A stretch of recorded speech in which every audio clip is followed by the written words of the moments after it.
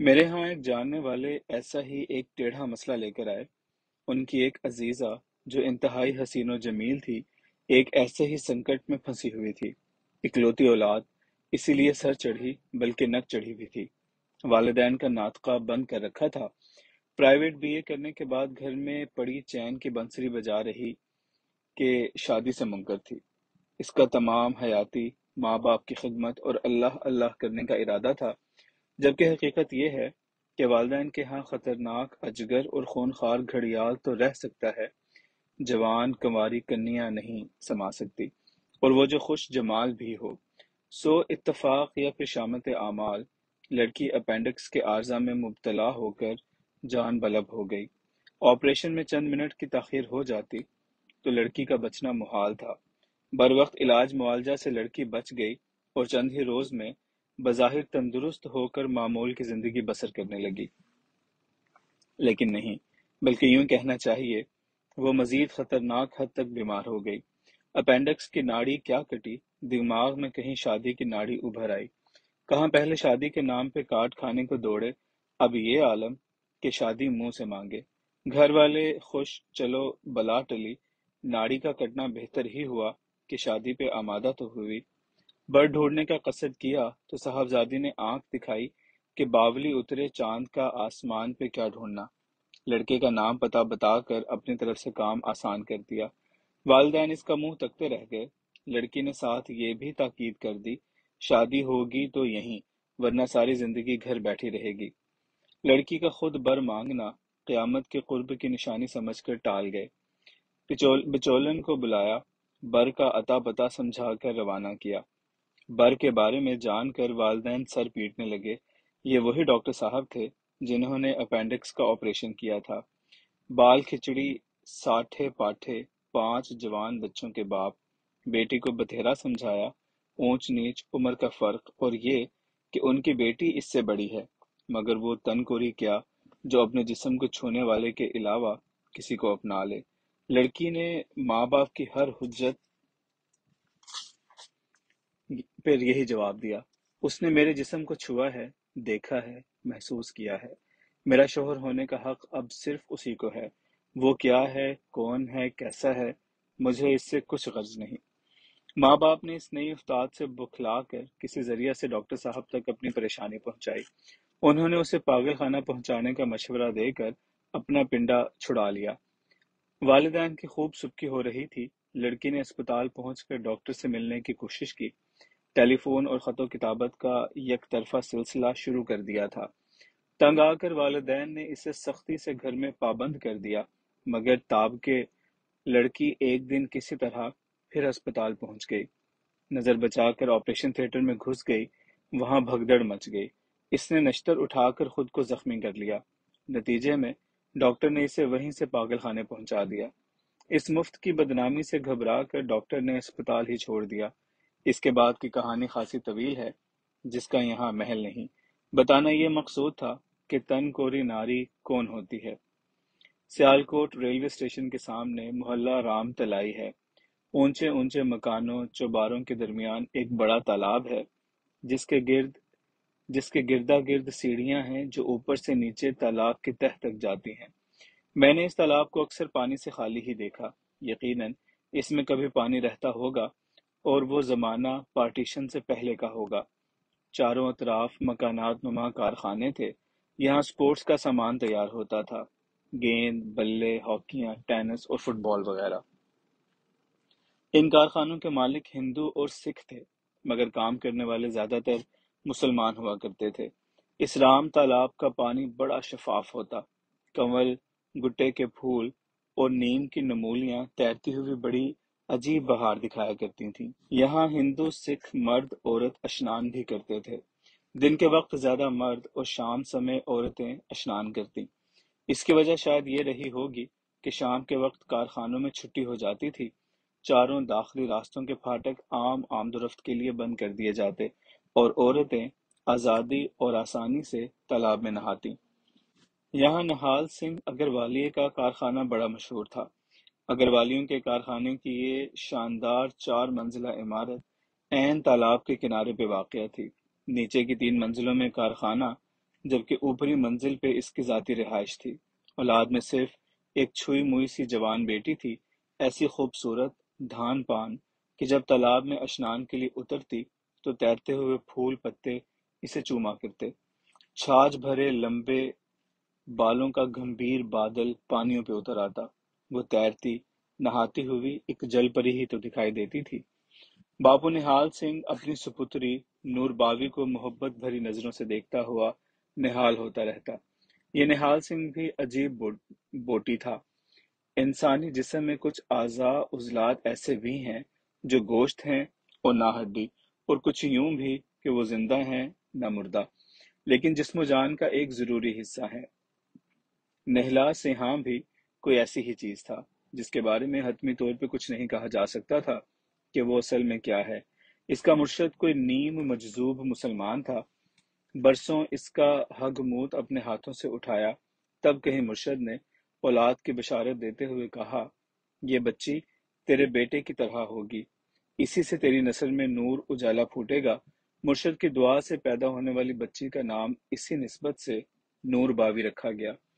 عجیب سی لڑکی، کھیل کود سے دلچسپی، نہ سہیلیوں ہم جولیوں سے کوئی رغبت، بس جب دیکھو لکھتی پڑھتی دکھائی دیتی یا پھر گھر کے کام کاج۔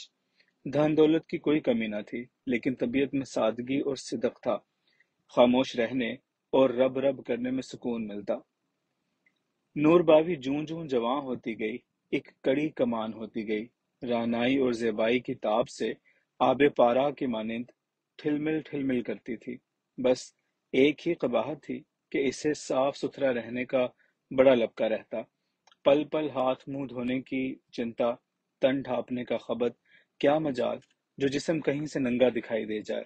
بس وہ ایک چھایا سی تھی جس کی کایا کسی کو کم ہی دکھائی دیتی تھی۔ شام ڈھلتے ہی وہ مکئی کے کچے سٹے کے مانند پتوں کی چادر میں ملفوف سی عین اپنے کارخانے کے سامنے تالاب کے کنارے پہ اشنان کے لیے اتر آتی۔ اس کے سنگ دو چار ہمسائی لڑکیاں بھی ہوتیں جو ارد گرد چادریں تان کر اس کے لیے سہولت پیدا کرتی۔ یہ سمے چونکہ عورتوں کے لیے مخصوص ہوتا، لہذا حت الوسع مرد حضرات اس طرف جانے سے اجتناب برتتے۔ ارد گرد کے کوٹھوں چوباروں کی کھڑکیاں دروازے بھی بند کر دیے جاتے، لیکن نہال سنگھ کے کارخانے کی پہلی منزل پہ ایک کھڑکی کئی برسوں سے کبھی پوری بند نہیں ہوئی تھی۔ اس کے پیچھے دو بے قرار چکارے کی سی آنکھیں عین کھڑکی کے نیچے نوری باوی کو اشنان کرتے دیکھا کرتی تھیں۔ لمبی سی چادر لپیٹے وہ تالاب کی ایک سیڑھی نیچے پانی میں اتر کر بیٹھ جاتی اور خوب جی بھر کر پانی سے کھیلتی۔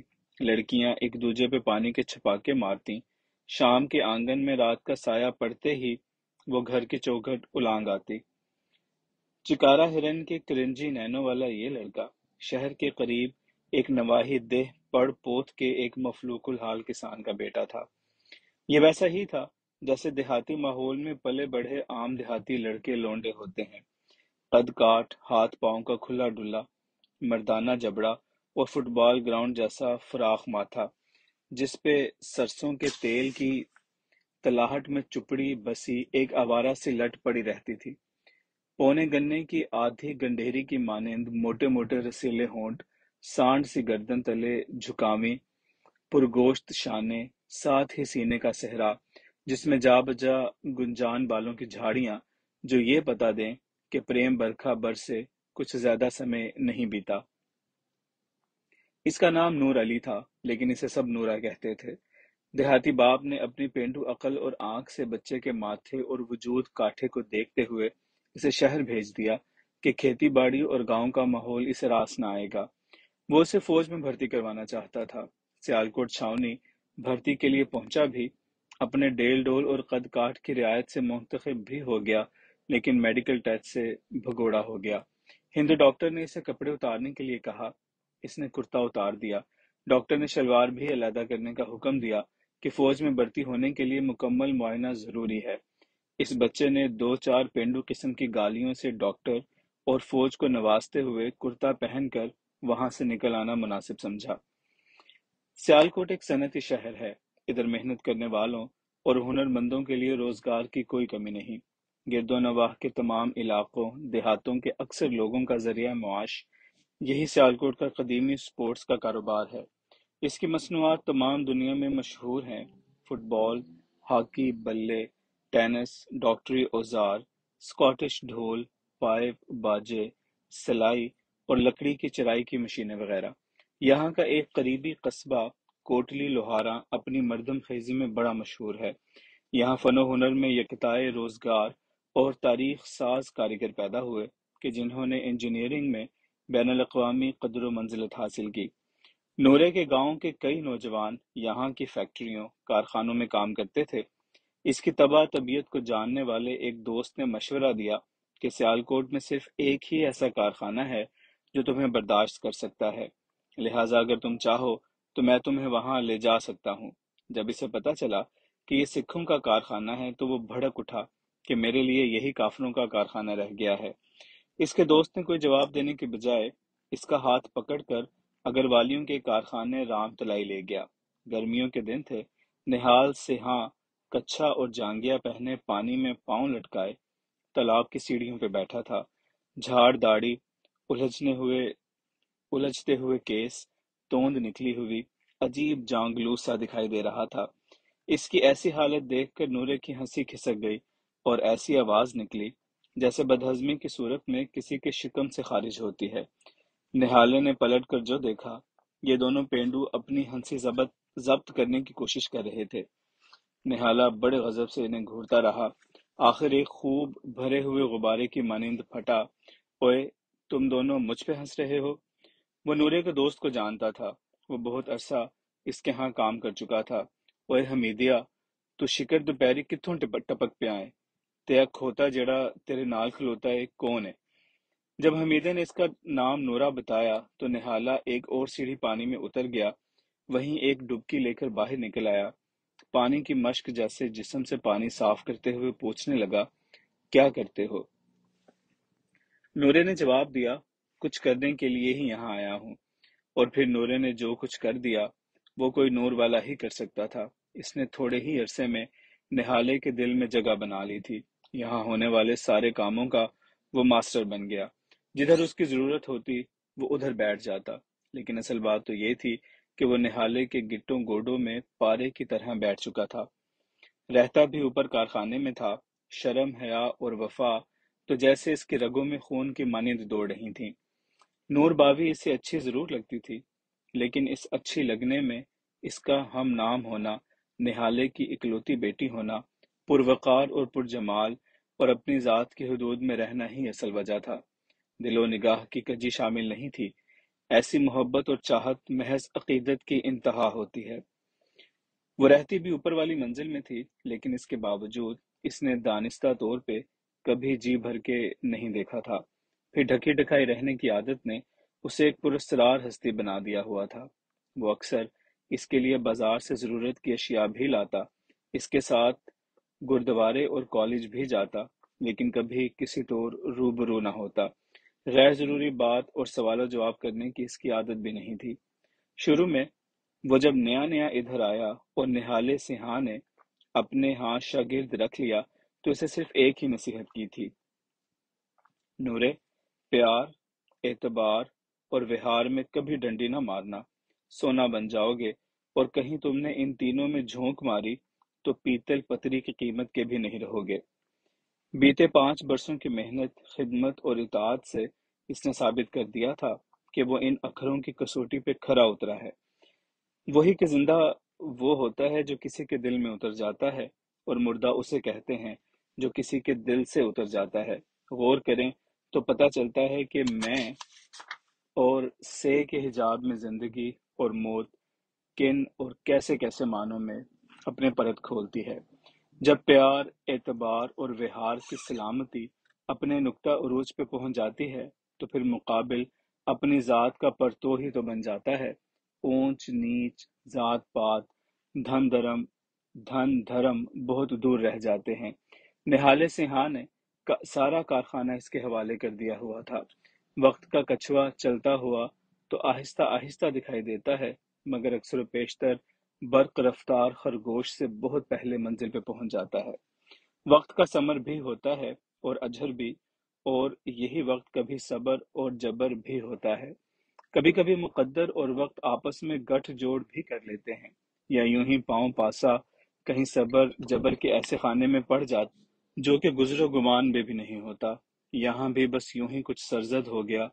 نور باوی اپنی سکھیوں سنگ کارخانے کی ڈیوڑی کے سامنے تالاب کی سیڑھیوں پہ اشنان کر رہی تھی، جو چکر آیا تو لہرا کر پانی میں جھول گئی، پاؤں تلے سیڑھی نکلی تو بے پیر ہو کر گہرائی کی جانب جا پڑی۔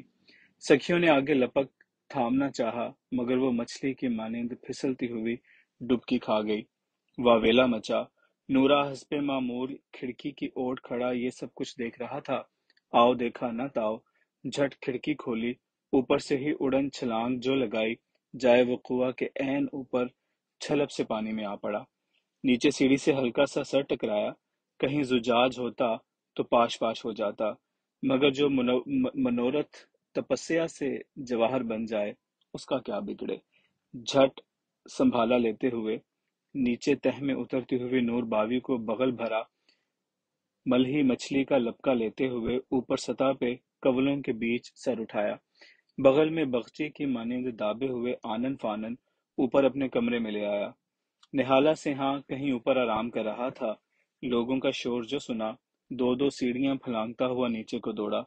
نورے نے نور باوی کو اپنی کمر اوپر الٹا ڈال رکھا تھا، جیسے ہرن کو شکار کے بعد گھوڑے پہ ڈال رکھا ہوتا ہے۔ ہلکے ہلکے جھٹکوں سے وہ اس کے پیٹ پڑا پانی نکال رہا تھا۔ اس طرح شاید پھیپھڑے سکڑ پھیل کر پانی خارج کر دیتے ہیں اور دل کی دھڑکن بھی سنبھل جاتی ہے۔ اس دوران شاید کوئی ڈاکٹر کو بھی لے آیا تھا، مگر نورے نے اسے قریب آنے سے منع کر دیا۔ نہالا سیںہاں گمسم در کی چوکھٹ پہ یوں تنا کھڑا تھا جیسے اندر کوئی چور رنگے ہاتھوں قابو میں آ گیا ہو اور وہ اس کی بے بسی کا تماشا دیکھ رہا ہو، بلکہ اس طرح اس نے دیگر لوگوں کو بھی اندر آنے سے روک رکھا تھا۔ اس تالاب کی تاریخ تھی کہ آج تک کوئی ڈوبنے والا زندہ نہیں بچا تھا۔ سال بھر میں ایک آدھ جان کی بلی لینا اس رام تلائی کی ریت تھی۔ نہالا سیںہاں یوں الڑ بلڑ سا کھڑا شاید یہی کچھ سوچ رہا تھا کہ دیکھیں نور نور سے ملیں تو کیا ظہور میں آتا ہے۔ نورے نے کچھ سکوت پکڑتے ہوئے بڑے آرام سے نور باوی کو نیچے دری پہ لٹا دیا۔ نہالا سیںہاں کی جانب دیکھتے ہوئے کہا، باپو، رب نے رکھ لی ہے۔ ہاں پت، رب نے رکھ ہی لی ہے۔ یہ نور باوی بھی تن کوری تھی۔ صورت پکڑتے ہی اس نے ساری صورتحال کو سمجھا، باپ کے پاؤں پکڑ کر بنتی کرنے لگی، باپو، جس نے مجھے نیا جیون دیا، میرے نرور سریر کو چھوا، انگ لگایا، وہی میرا جیون ساتھی ہوگا۔ باپ کیا بولتا، بس اتنا کہہ پایا، تو نے میرا انت سفل کر دیا، کہتے ہوئے بیٹی کو مسلمان ہونے کی اجازت دے دی۔ یہ قصے تنکوریوں کے ہیں، جن میں سے ایک مومنہ بھی تھی جس نے اپنے منہ سے کہا، میں ان کی ہونے والی بیوی ہوں۔ چونکہ میرے لیے ایک تنکوری کا ایسا کہنا کچھ عجب نہیں تھا، اس لیے میں نے اس بات کو مومنہ کے کردار اور خیالات کے خلاف استعمال نہیں کیا تھا، بلکہ مسئلہ نمبر 2 یعنی ہاتھوں کی بیماری کے علاج سے پہلے مسئلہ نمبر 1 یعنی شاہ صاحب کی نیت اور فطور کا علاج ضروری سمجھا۔ مغرب کی نماز کے بعد ان دونوں کو رشتہ ازدواج میں منسلک کر دیا گیا۔ بیماری محض بظاہر ہی نہیں بباطن بھی تھی، یعنی ہاتھوں بازوؤں میں تو اخراج و نمو تھا، اصل مخرج تو اندر کا احساس گناہ، قرآن پاک کی